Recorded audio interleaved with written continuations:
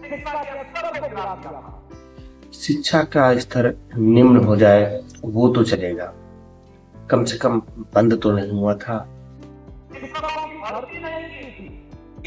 जब तक सरकार वहां पर टीचर्स न पहुंचा दे, प्रिंसिपल न पहुंचा दे, तो स्वाभाविक रूप से गधे जैसी बुद्धि भी उनकी हो गई है। नमस्कार साथियों, उत्तर प्रदेश में शिक्षा को लेकर इस समय घमासान मचा हुआ है। एक तरफ समाजवादी पार्टी पीडीए पाठशाला खोल के अपना विरोध दर्ज करा रही है, दूसरी तरफ भारतीय जनता पार्टी व उत्तर प्रदेश की सरकार पीडीए पाठशाला चलाने वाले व्यक्तियों पर एफआईआर कर रही है, अखिलेश यादव को धमका रही है, गाली दे रही है और विभिन्न प्रकार के बातें बता रही है। उसी में उत्तर प्रदेश के मुख्यमंत्री योगी आदित्यनाथ ने कल यानी 6 अगस्त 2025 को एक आयोजन में अखिलेश यादव को गधा कह दिया है। उन्होंने कहा है कि कल्याण सिंह के सरकार में किताबों में गा से गणेश पढ़ाया जाता था, समाजवादी पार्टी की सरकार में गा से गधा पढ़ाया गया था और उसी प्रकार से इनका दिमाग गधे जैसा हो गया है। पहले ये पूरा वीडियो देख लीजिए, इसके बाद आगे बात करते हैं। नाम पर इनको कितनी चिंता दिखाई दे रही है, कैसे जा रहे हैं और पीडीए के नाम पर पढ़ा जा रहे हैं। पीडीए के नाम पर क्या पढ़ा रहे हैं?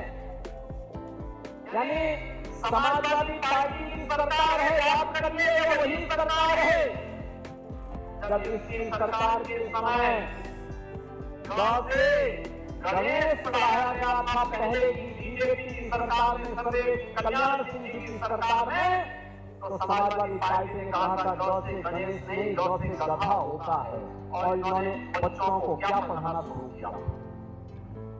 और आज भी मतलब अनार से नहीं, अमरूद से नहीं, और से क्या पढ़ाया जा रहा है? ये समाजवादी पार्टी का पुराना संस्कार है, जहां पर भारतीय जनता पार्टी बच्चों को संस्कारों के साथ जोड़ करके विघ्नहर्ता गौ से गणेश के नाम पर पढ़ाती थी, वहीं समाजवादी पार्टी ने गणपति की भी अवमानना करके इन्होंने गौ से गधा पढ़ाने का काम किया था। तो स्वाभाविक रूप से गधे जैसी बुद्धि भी उनकी हो गई है। तो आपने इस वीडियो को देखा होगा, इसमें जो मुख्यमंत्री जी कहते हुए नजर आ रहे हैं कि पीडीए के नाम पे क्या क्या पढ़ाया जा रहा है। पहले गणेश पढ़ाया जा रहा था, समाजवादी पार्टी आई तो गा से गधा पढ़ाने लगी और पीडीए के नाम पे विभिन्न प्रकार की चीजों को पढ़ाया जा रहा है।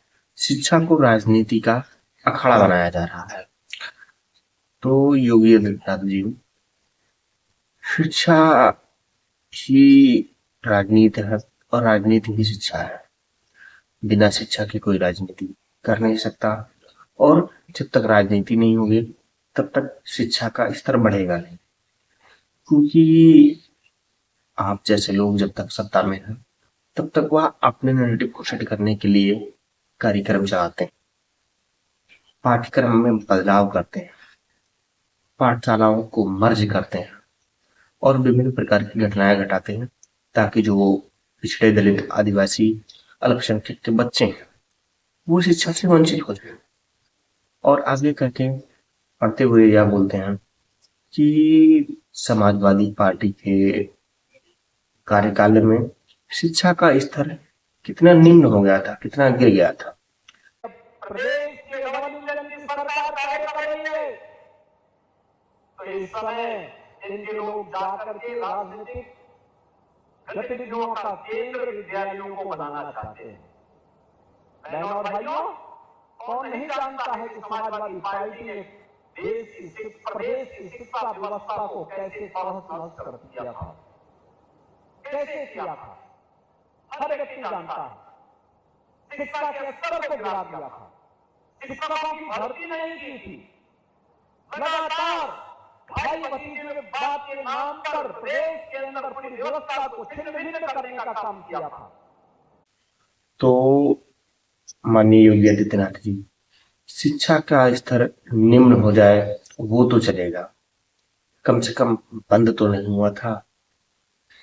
बंद होने से 1,00,000 गुना सही है कि शिक्षा का स्तर थोड़ा निम्न ही रहे, लेकिन कम से कम पढ़ाई चलती रहे। जिन बच्चों को पढ़ना है वह कम से कम स्कूल पहुंचे। आप स्तर बढ़ाने के नाम पे पाठशालाएं बंद कर रहे हैं तो ये नहीं चलेगा। अगर आप चाहते हैं कि शिक्षा का स्तर ऊपर हो, ये हम भी चाहते हैं, लेकिन किसी भी पाठशाला को बंद करके अगर शिक्षा का स्तर ऊपर हो रहा है तो दरअसल वह ऊपर नहीं हो रहा है, वह नीचे जा रहा है। लेकिन आप इसको ऊपर दिखाने की कोशिश कर रहे हैं। तो ऐसे इस बात का है कि अंग्रेजों ने भी कभी पढ़ाई को लेकर किसी पे एफआईआर लिखाई होगी। इस देश में अंग्रेज रहे, अंग्रेजों ने पढ़ाई पर एफआईआर नहीं लिखाई किसी पर। ये सरकार सोचती है पुलिस से हमारे पीढ़ी पाठशाला को बंद कर देगी। हम समाज का जो संकल्प लेंगे, जब तक सरकार वहां पर टीचर्स ना पहुंचा दे, प्रिंसिपल ना पहुंचा दे, तब तक हमारी पीढ़ी पाठशाला चलती रहेगी, पीढ़ी ट्यूशन चलता रहेगा, जिस तरीके से हम लोग चलाते हैं। बाकी साथियों, इस वीडियो पे आपकी क्या राय है? कमेंट बॉक्स खुला हुआ है, कमेंट बॉक्स में जरूर बताइए। नमस्कार।